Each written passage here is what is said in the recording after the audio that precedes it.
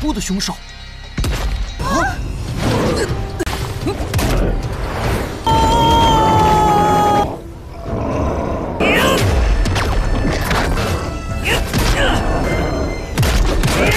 想的倒是挺美哈，还绝世。应该惊喜的夸我天资聪颖。你真是天资聪颖，骨骼穷小熊都手到擒来。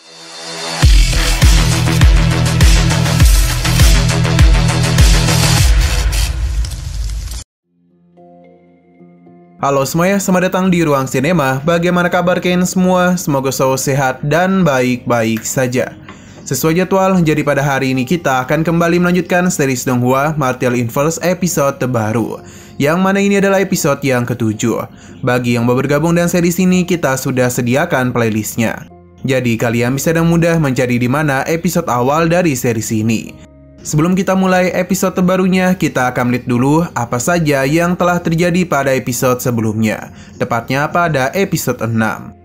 Kemenangan Feng Hao dalam pertarungan jenius telah membuat beberapa keluarga menjadi tidak suka dengan keluarga Feng. Terlebih lagi tindakan Feng Hao yang telah berani melukai anak-anak mereka dengan begitu sadis. Sang utusan sekte iblis kegelapan tiba untuk mengobati Huku. Racun yang berada di matanya memang berhasil dihilangkan, namun penglihatan itu tidak akan bisa dikembalikan lagi. Inilah yang membuat kepala keluarga Hu menjadi begitu marah kepada Feng Hao. Sedangkan Feng Hao sendiri sedang mencoba meningkatkan kekuatannya, namun sayang sekali itu gagal. Di saat dirinya ingin kembali ke rumah, seseorang pun datang untuk menyerang dirinya. Kekuatan yang pria itu miliki terlalu kuat untuk Feng Hao hadapi. Bahkan dalam pertarungan tersebut, Feng Hao dibuat tidak bisa berbuat apa-apa. Feng Hao sadar jika terus seperti ini maka ialah yang akan dihabisi. Jadi Feng Hao mengambil risiko yang besar, yakni masuk ke dalam badai. Nah, sekarang kita akan melanjutkan episode terbarunya. Kita dibawa ke sebuah tempat yang mana ternyata pembunuh yang sebelumnya mengejar Feng Hao adalah utusan dari kepala keluarga Hu. Ia menjadi begitu senang setelah tahu Feng Hao telah diterkam oleh badai besar. Sesuai perjanjian, kepala keluarga Hu pun akan memberikan bayaran atas apa yang telah pria itu lakukan. Dengan matinya Feng Hao, maka dendam dari Huku sudah berhasil ketua Hu selesaikan. Berhubung Feng Hao sudah meninggoy, maka sang utusan meminta keluarga Hu untuk segera bertindak memulai penyerangan kepada keluarga Feng. Hanya saja, ketua Hu tidak bisa bertindak dulu sebab penetua keluarga Feng memiliki ranah yang begitu tinggi. Jadi, tidaklah mungkin baginya untuk bisa mengalahkan penetua keluarga Feng. Sang utusan sudah tahu akan hal tersebut, jadi dirinya lah yang akan membantu mereka. Xin Hao berpindah kepada Feng Hao yang sedang pingsan akibat diterkam badai besar. Xin Hao pun berusaha untuk membangunkan Feng Hao, karena ia tahu saat ini Feng Hao hanya pingsan saja. Berhubung ia tidak kunjung sadar, alhasil Xin Hao pun memberikan pukulan manja agar bisa membangunkannya. Feng Hao yang baru saja sadar langsung kebingungan mengapa dirinya berada di sini. Xin Hao menjelaskan kalau tindakan Feng Hao terlalu gegabah. Andai saja ia tidak mempelajari obat Senong, maka sudah pasti organ dalamnya akan hancur. Feng Hao merasa kalau mereka telah berada di lembah Zil. Xin Hao penasaran berapa banyak orang yang telah Feng Hao sakiti sampai-sampai ada pembunuh yang ingin menghabisi nyawanya. Di tengah semua itu mereka pun dikejutkan oleh sebuah getaran yang tak jauh dari sana. Feng Hao agak panik karena bagaimanapun saat ini mereka tengah berada di lembah Zil, yang terkenal memiliki begitu banyak monster menakutkan. Xin Hao pun menjadi agak panik. Terlebih lagi saat juga monster beruang iblis tingkat tinggi pun datang dan langsung melancarkan serangan kepada Feng Hao. 恐怖的凶手。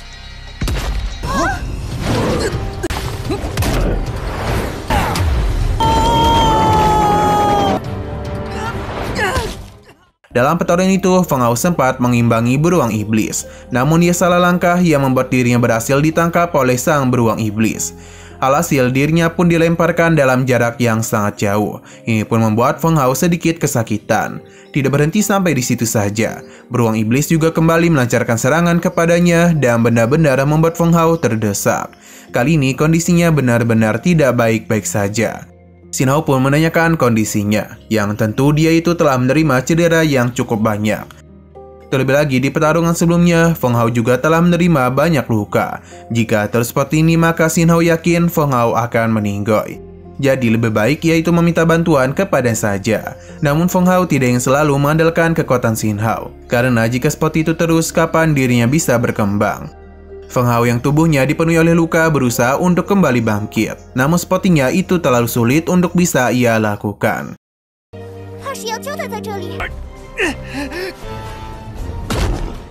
Xian berpindah ke kediaman dari Feng Hao, yang mana saat ini ibunya tengah menyiapkan makan malam. Namun ia penasaran kemanakah anaknya itu pergi. Karena hari sudah hampir malam, sedangkan Feng Hao tidak kunjung kembali. Alhasil ibunya pun merasa begitu khawatir kalau putranya itu tengah dalam masalah. Sebagai seorang ibu, tentu saja ia mengenal baik putranya. Meskipun Feng Hao seringkali membuat mereka khawatir, namun dia memiliki keteguhan hati yang begitu besar. Jadi mereka percaya seberapa sulit hal yang dirinya hadapi, maka dia itu pasti bisa mengatasinya. Dan pada akhirnya ia akan kembali kepada keluarganya lagi. 我相信他不管遇到什么，最终回到我们身边。 Kembali lagi kepada Feng Hao yang belum bisa bangkit. Ia tidak niatan untuk mati di sini karena masih banyak hal yang Feng Hao lakukan. Terlebih lagi, kedua orang tuanya sudah menunggu kepulangannya dan juga ada janjinya kepada Wang Xin yang harus segera dirinya tepati. Ketika beruang iblis hendak menggepreknya, Feng Hao pun bangkit, yang mana ini tentu saja mengejutkan Xin Hao. Sebab Feng Hao telah berhasil mengalami penerobosan. Dalam gini, kekuatan Feng Hao bisa dikatakan sudah seimbang dengan beruang iblis. Pertarungan pun kembali terjadi di antara mereka berdua.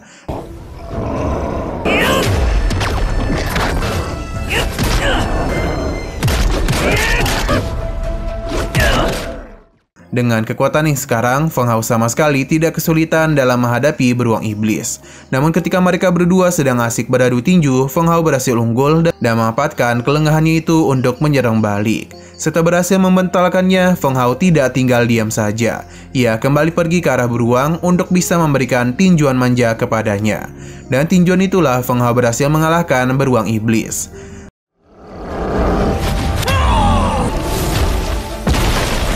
Beberapa waktu pun telah berlalu. Saat ini Xin Hao tengah bersantuy, sedangkan Feng Hao mencoba untuk memulihkan dirinya.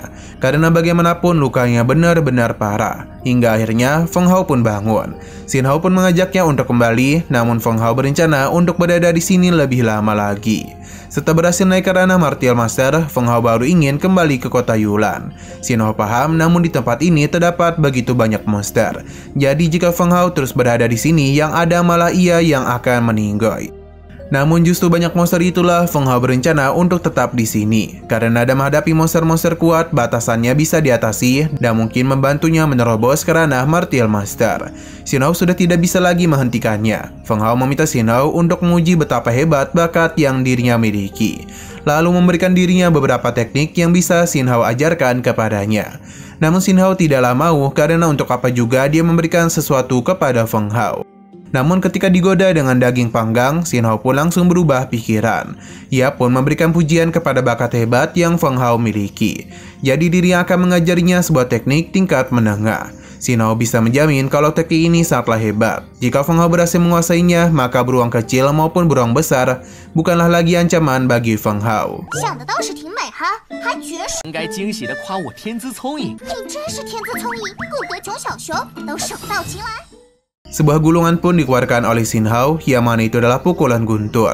Feng Hao langsung saja mencoba untuk memahaminya. Pukulan guntur mampu menyatukan gravitasi dan alam menjadi satu. Dengan pergabungan dua kekuatan itu akan membantu Feng Hao menciptakan momen yang sangat besar. Feng Hao mencoba untuk menerapkan pukulan pertama dari teknik pukulan guntur.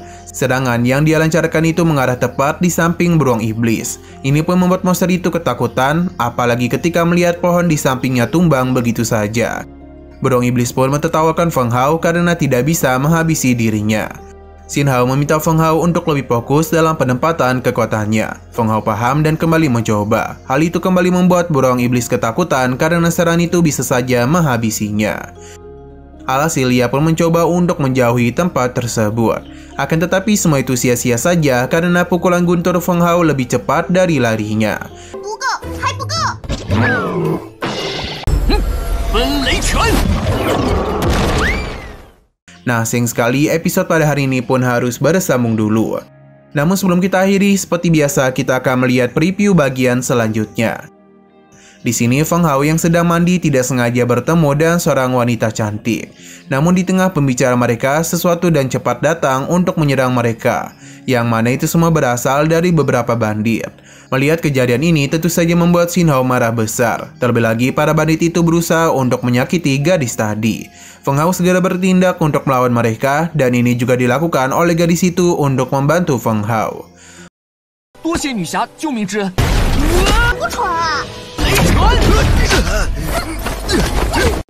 Oke, sekian dulu pada video kali ini. Untuk video selanjutnya akan segera hadir. Jadi bagi kalian yang ingin mengikuti series ini, langsung saja klik subscribe dan aktifkan loncengnya.